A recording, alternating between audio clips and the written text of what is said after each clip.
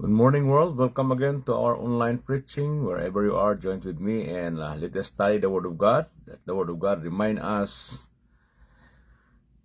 our obligation as a believer to the Lord, so that we'll continue to grow while waiting for the coming of the Lord, because the coming of the Lord is nearer than before. No? Kaya pag-aralan po natin salita ng Diyos na ito po ay patuloy nating makikita sa kanyang mga salita, at samahan niyo po muli ako. At ngayon po ay basahin mo natin ang Romans chapter 13 verse 11 to 14, at ito po ang sinasabi. And do this knowing the time that now it is high time to wake out of sleep. Okay, panahon na raw na tayong magising sa ating pagkatulog. For now our salvation is nearer sorry.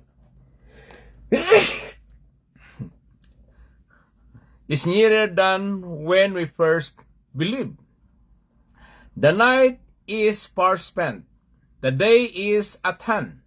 Therefore, let us cast off the works of darkness and let us put on the armor of light. Let us walk properly as the day, not in the revelry and drunkenness, not in lewdness and lust, not in strife and envy. Verse 14, but put on the Lord Jesus Christ and make no provisions for the flesh to fulfill its lust. Purihin po ang Panginoon sa pagkabasa ng kanyang banal na salita. Ang ating talakayan ngayong umaga about God's command for Christians in these last days. May mga iniutos sa atin ng Panginoon nga yamang malapit na po tayo sa mga tinatawag na huling araw, at meron po tayong tinatawag na spiritual duty while serving the Lord, mga kapatid. No, kaya napakahalaga na ating bigyang pansin ang mga obligasyon natin bilang mga manampalataya. Kaya nga po dito sa sinabi ng salita ng Diyos ay ano po ba ang mga obligasyon ng mga manampalataya? Una, let us put aside the deeds of darkness. Atin daw pong layuan ang lahat ng gawang masama. Okay?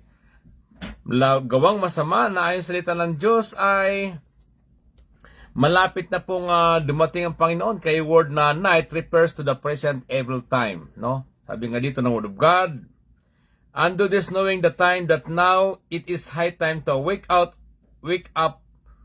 of sleep. For now our salvation is nearer than when we first believed. Oo nga naman. Mas malapit na ang kaligtasan natin ngayon. Ibig sabihin, mas malapit ang pagdating ng Panginoon kaysa mga nakaraan. Kaya nga po sabi, the night is far spent, the day is at hand. Kaya tayo po ay pinapaalaan ng Panginoon na tayo raw po ay magising na sa ating pagkatulog sa espiritual na kalagayan. At tayo raw po ay lumayo sa lahat ng uri ng kasamaan, at binanggit dito yung tinatawag na pagalasing, no? Sa mga hindi manampalataya. Pagalasing, ano pa? No? Dahil ang pagalasing, pag ang tao lasing po mga kapatid, ay hindi niya alam ang kanyang ginagawa, ang kumukontrol sa kanyang alak. Kaya maraming mga taong naaksidente, nahagawa ng masama pag sila ay lasing, no? Naaksidente sa daan. Kaya kung makikita natin yung mga dahilan ng mga aksidente, karamihan ay iba ay lasing. Okay? At ang iba naman, pag lasing ay nahagawa ng hindi ka nais-nais, mga kapatid. Kaya sabi ng God, una, pagalasing, sabi dito, magulong pagkasaya, ibig sabihin kalasuan. Ano pa po ang mga dapat layuan? Pagpapakasama sa pita ng laman. Ano ibig sabihin? Mga kahalayan, mga immoral activities. Sa ating panahon po ngayon, no, maraming mga tao, kahit manampalataya minsan, ay naimpluwensyahan ng mga bagay sa libutan. No? Na madaling maimpluwensyahan ng mga immoral, at pagdating sa spiritual ay mababaw ang commitment. Okay? Gusto nila yung mga instant, mabilisan, madali, basta makarinig, tama na, uwi na, ganyan, no? Ayaw na nang tiyatawag na sila ay maturuan, ma-disciple, mga kapatid. Kaya po natin dinidisciple ang mga tao para maging malalim sa katuruan, dahil kung hindi ka malalim ngayon sa mga itinuturo ng Word of God, ay madali po tayong madala ng mga false teaching. Okay? Ay kung sa Pilipinas nga, mga guro, mga lawyer na dala ng mga false teaching, yung kaya tawag na si Senyor Aguila, isipin mo yun, na Sila po ay nagsipag-resign sa mga trabaho, yung mga guro na yun, pumunta sa kabundukan, yung mga bata hindi pinapaaral, mga bata pa lamang ay pinapaasawa na mga ganong kaisipan. Bakit? No? Pagkatapos ang kanilang pera, ang hawak ay yung mga grupo ni Senyor Aguilar na yon, di ba? Naalala niyo yun? So mga kapatid, bakit nadaya ang mga taong ito? Once na tayo po ay hinadlangan na sa pag-aaral ng Word of God, doon na po nagsimula itong tinatawag na kasinungalingan ni Satanas. Okay? Kaya po mga kapatid, sa ating panahon ngayon ay napakahalaga, no, na malaman natin ang katuruan ng salita ng Diyos. Sabi pa dito, alitan at inggitan. Di ba? Minsan ang dahilan ng mga pag-aaway ng mga magkapatid o mga kaibigan yung tinatawag na inggit. Okay? Yung tinatawag na compare, complain, compete. Di ba? Kaya yung po dahilan ng hindi masayang pamumuhay dahil sa tinatawag na inggitan na kahit hirap, kahit mabaon sa utang, sige lang. Di ba? Kaya po napakahirap yung mga ganong pamumuhay, mga kapatid. Kaya nga po, even sa Galatians 5:19-21 ay sinasabi doon na iwasan ang lahat ng gawa ng laman. Okay, bagkus tayo po ay lumakad ayon sa Espiritu. Ibig sabihin, sa gabay ng Espiritu. Kaya kung pansin natin, ang hirap ng buhay, pero ang tao alipin pa rin ng masamang bisyo. Okay? Halimbawa, wala na nga pambudget ang iba. Magsusugal pa. Iinom pa yung pera nila. Kaya magulo ang pamumuhay, mga kapatid. Di po ba? Kaya ang sabi ng Biblia, let us put aside the deed of darkness. Ibig sabihin, bantayan natin ang ating mga sarili at hindi ang ibang tao. Okay? Ilayuan natin lahat ng uri ng tinatawag na kasamaan. Lalong malapit na po dumating ang Panginoon. Ayon sa salita ng Diyos, magising na raw po tayo kung dati tayo natulog sa ating espiritual na kalagayan. Ngayon po ay dapat tayong magising at maglingkod sa Panginoon. Pangalawa po na payo sa atin ng mga manampalataya in these last days ay, let us put on the armor of light. Okay? Ibig sabihin, let us take up weapons for fighting, okay, against the enemy. Na ibig sabihin, mamuhay tayo ng marangal, ng may kaayusan. Layuan na natin yung mga bagay na makakasira sa ating espiritual na kalagayan. Sapagkat ang taong namumuhay ay umiiwas sa mga bagay na nakikisira sa kanyang katawan. Halimbawa, pandaraya, panluluko, pagsisinungaling. Di ba? Sabi ng lugar dito, sapagkat sa'y matuwid at sa katotohanan, minsan, ang katotohanan masakit sabihin, pero ito ang magkapalaya sa atin sa kalikuan, sa kasamaan, at anumang kasalanan. Kaya po mga kapatid, amen? Nasabi dito, atin na pong isuklob ang armor of light. Okay? Ang kaliwanagan sa ating mga buhay na ibig sabihin, we must walk properly na maayos ang ating pamumuhay bilang isang manampalataya. Bakit? Kasi nga po ang sabi ng Word of God ay malapit na lang pong dumating ang Panginoon. Ngayon po nakikita natin yung mga kaguluhan na nahaganap ngayon sa Israel. No? Talagang gusto talaga nila na burahin ang Israel sa mapa, pero siyempre pinili ng Diyos yan. At talagang nakahula naman yan na wala talagang makakatalo sa bansang Israel na yan. Pinagtulungan nga ng 6 na bansa yan na papaligid sa kanya, gaya ng Lebanon, Egypt, okay? At mga karating na bansa ay hindi siya matalo-talo. Hamas mo itong Hamas lang, di ba? Dahil yan po ay pinili ng Diyos. Ito po ay nagkapakita na talagang malapit na dumating ang Panginoon, mga kapatid.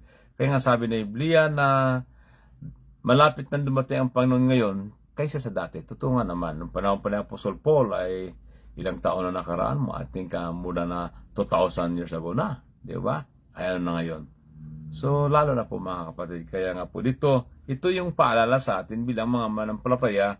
At pang-apat ay sabi nga po dito ay, let us clothe ourselves with the Lord Jesus Christ. Ang ibig sabihin, ang Panginoon Jesucristo ang paghariin sa ating mga buhay. Siya po ang maghari sa ating mga buhay. Kaya tayo ng mga manampalataya, ibig sabihin, pagkatawag na put on the Lord Jesus Christ in our lives, ibig sabihin, yung characteristic ni Christ, yung tinatawag na Christ-like characters.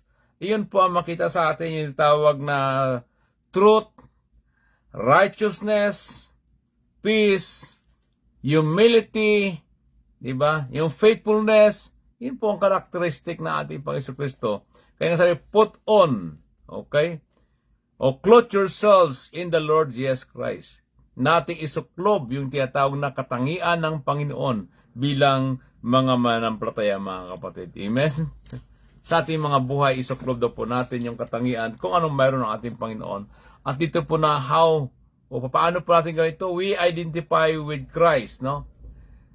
Di ba, nung tayo sumunod sa Panginoon, we must follow Christ's example sa pamamagitan ng tinatawag na love, humility, truth, and service, mga kapatid.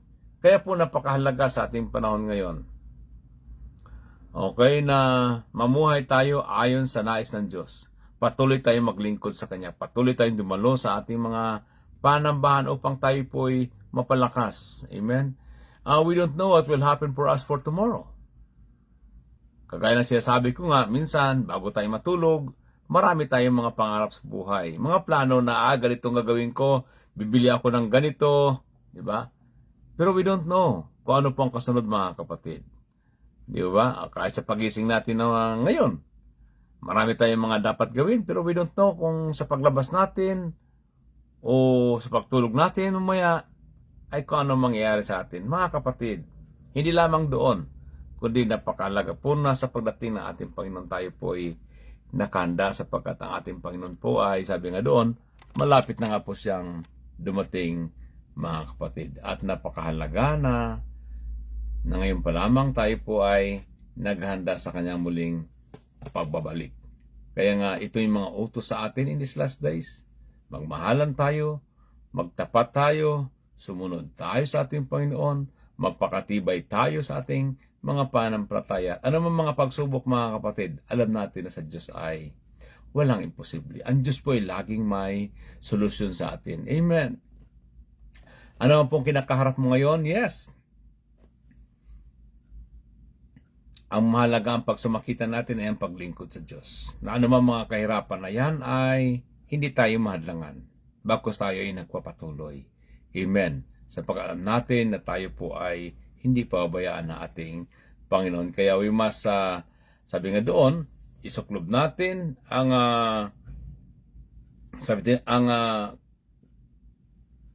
katangian ng ating Panginoon. Na ibig sabihin, pagkariin natin ng ating Panginoon, no?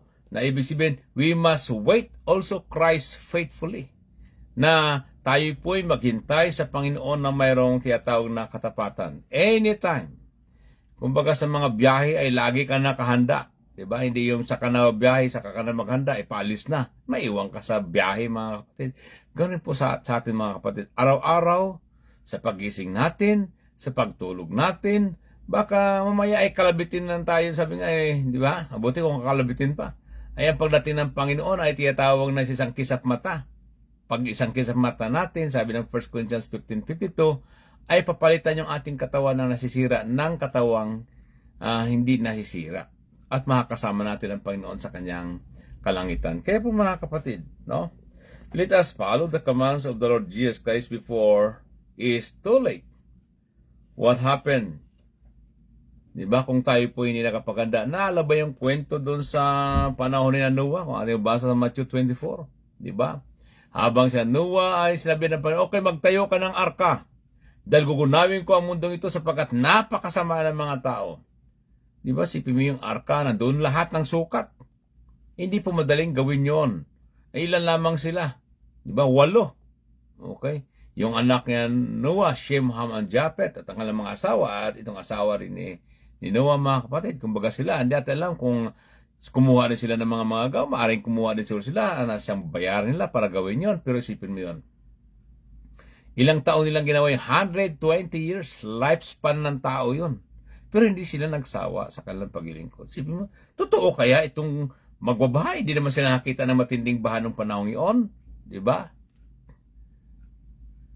Pero sila ay nagpatuloy sa paglilingkod sa Diyos, sa kanilang ginagawang iyon.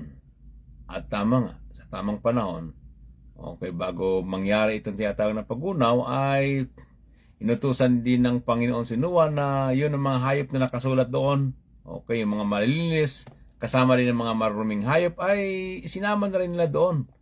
Okay, isipin mo ba yun? Na kamangha-mangha, iba klaseng hayop ay maakyat doon sa arka. And then, nung natapos na po, sila rin po ay nandoon na. Isipin mo yun. Okay? Ang nagsara ng arka, mga kapatid, nandoon sila 1 week ka bago umulan. Isipin mo yun, nasa loob ka ng arka, totoo ka, ito ba't wala namang ulan? Di ba?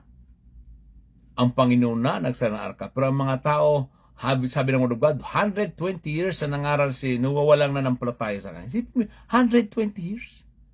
Mabuti na lamang ang kanyang pamilya ay nadala niya, naligtas, mga kapatid. Sa ating panahon ngayon, kung ayaw na makinig, ang mahalagang ating mga mahal sa buhay, ating patuloy na ipanalangin na sila po ay maligtas. We are living in these last days. Amen. Ito po yung ating misyon. Ang ating mga mahal sa buhay, mga kakailala, kaibigan, kamag-anak, no? Nasa pamamagitan ng pangaralan ng Word of God ay sila'y makakilala. Kaya ako po, kahit ilan ang nanood dyan, basta mahalaga, ma-share ang Word of God. Dahil, no, may mga kamag-anak yan na nakikinig. Gaya, no, may regular akong kamag-anak na nakikinig sa Pilipinas. No, salamat, no. At ma-share ang Word of God, makarinig sila at mapaalahanan. Aba, totoo nga pala itong sinasabi ng aming kamag-anak na nangangaral. Di ba? Kaya po mga kapatid, sabi ng Word of God, ang salita ng Diyos ay hindi babalik na walang kabuluhan. Although maraming mga napakinggan ngayon, malay mo may isang nakinig doon, nagising ang kanilang kaisipan, no, nabigyan sa ng mabalat mga paalala mula sa salita ng Diyos. Kaya po mga kapatid, ito po yung utos ng Diyos sa atin. Sabi nga dito una, let us put aside the deeds of darkness. Ibig sabihin, layuan na natin ang lahat ng gawang masama. Pangalawa, let us put on the armor of light. Ibig sabihin, mamuhay tayo ng marangal o ng may kaayusan. At pangatlo, let us clothe ourselves with the Lord Jesus Christ. Ang ibig sabihin, ang Panginoon Kristo ang paghariin sa ating mga buhay. At yung nga, ang panglas ay, let us wait Christ faithfully. Ating hintayin na may katapatan ang pagdating ng ating Panginoon. Amen. Kaya po mga kapatid, kung sundin natin ang mga utos na ito, tayo ay malalayo sa masamang pamumuhay. Bakos lagi tayong ready at maging aktibo sa paglilingkod sa ating Panginoon. Amen. Kaya po, ito yung mga paalang ito ay patuloy po nating sundin upang tayo maging matibay, mahatag na Kristiyano. Amen. Magising tayo po mga kapatid. Yes, magising na po tayo. Sabi nga, panahon na tayo ay magising. Layuan na natin lahat yung mga bagay na nakasira sa ating paglilingkod sa Panginoon. Sige po, tayo ay manalangin.